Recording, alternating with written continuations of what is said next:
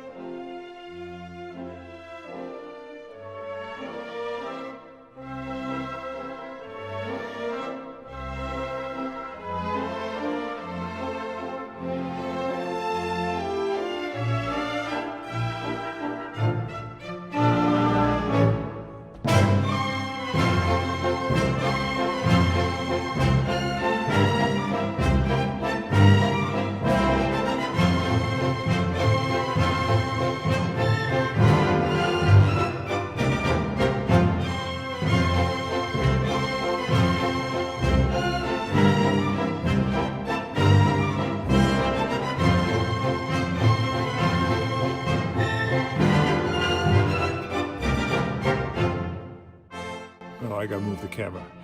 Is this where you like it, or you want it further up so you can rest your arms? No, I don't rest my arms. Okay, I gotta arms move are the rested camera. on the here. We need to move this way a little bit. All right. Okay, let me drop it down just a little bit. You're working on which end now, honey? Right here. I think we should do it about like that. What do you think? Sure. Looks great. Doesn't have to be any bigger. This is fine. Here, that's Because I do move this around. okay. I think this will work pretty well. When you move it around, just take a look and see if you're okay. But I think you're fine right now. So hold it. Yeah, you're recording. Never mind. Go ahead. I don't have lights on. And I need to plug the iPad. Unfortunately, you can't see it, but we could See put what? that on. Could put it on the iPad. I mean iPhone. Will you go? You I'm need to- fine. you can I'm use your fine. iPhone. I'll just make something up. My husband, Dietrich Schpirerr, is the man behind the scenes. He loves sitting at his computer thinking and planning of ways to improve the presentation of my videos. I do the artwork and write the scripts, and then he takes over with the technical stuff. Dietrich is a quiet guy who doesn't want a lot of fanfare, but, you know, it's time to recognize him. So thank you, dear. You're welcome. Oh, that was nice. Starting with this video, Dietrich will be recognized for all of his brilliant work as a videographer. I love the word videographer. Watch for Dietrich's photo.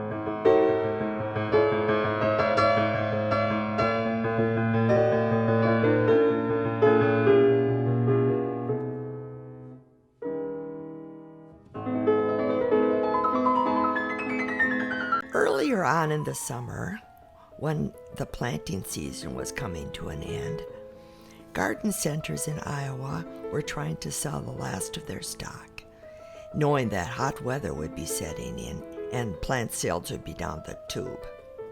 Do you like going to the garden centers? You probably are like me and cannot resist the temptation to just look. I talked it over with my husband, and he finally agreed that we would go just to look, and on the back of my mind, I'm thinking, maybe we can find some bargains. This is when we spotted the drooping black-eyed Susan plant sitting alone on a shelf. She was placed in the back part of the nursery, probably ready to be put on the compost pile. I wouldn't doubt it. Good way to get rid of her. Nobody's gonna buy her. Looking at her sad black eyes gave me an idea. We could rescue her from her demise. And then I quickly snatched her up before anyone else would get her. Bargain shoppers know exactly the feeling. Other people don't, but you have to be a bargain shopper to know what that's like. So I proudly marched to the front to make my purchase. My husband at my side. He just followed. When we're up at the front, I asked the lady if there was any hope for her. So the kind lady looked her over and said that we could take her home. And I thought, oh boy, wow. But then I looked at my husband, and he doesn't say much. He just comes along, and you know what I mean. And then he mumbled, "Let's go. I'm not buying it. Come on, it's almost dead." And then I barked, "We're taking it." Guess what? She didn't charge anything for it. But I'm sure that she thought that she can have this dead plant. This lady can have this dead plant if she wants it. That way I don't have to get rid of it. So, my husband took the plant, thanked the lady, and followed me to the car. So, then we got home, and I thought I better plant it immediately. I'm not going to wait because the poor thing is not doing too well. First of all, the soil was very dry, and it was drooping over, and it looked just awful. There were 3 actual plants in the one plant, so I separated them. All right, now that I've got it planted, it's kind of doing well in the garden. Not really, but it'll survive. It's a perennial, and hopefully it'll come up next year. I've got a couple pictures here. I told my husband, why don't you take some pictures? And then, so of course he did. What do you think of Susan, the rescue plant? Does she need some love and attention from you? Her life was tough living in crowded conditions. Now, doesn't she deserve special admiration, especially since she was so badly neglected growing up in the nursery? So give her some love by subscribing.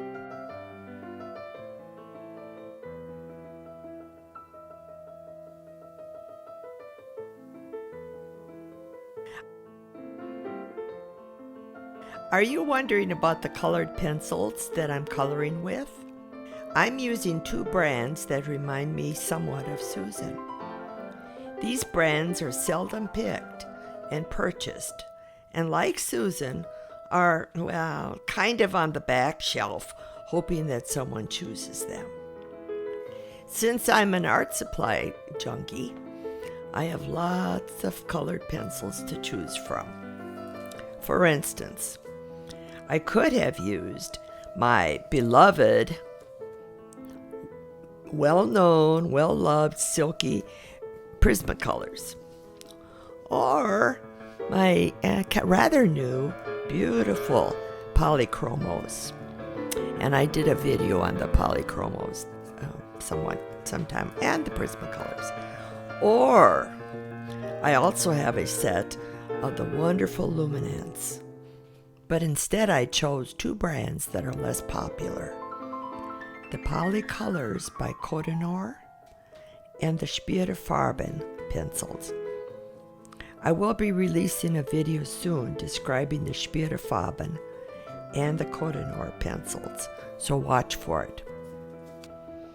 Susan is smiling at us with her black eye. So, I hope that I'm bringing out the artist in you. Let's thank Susan for being such a good sport. Bye.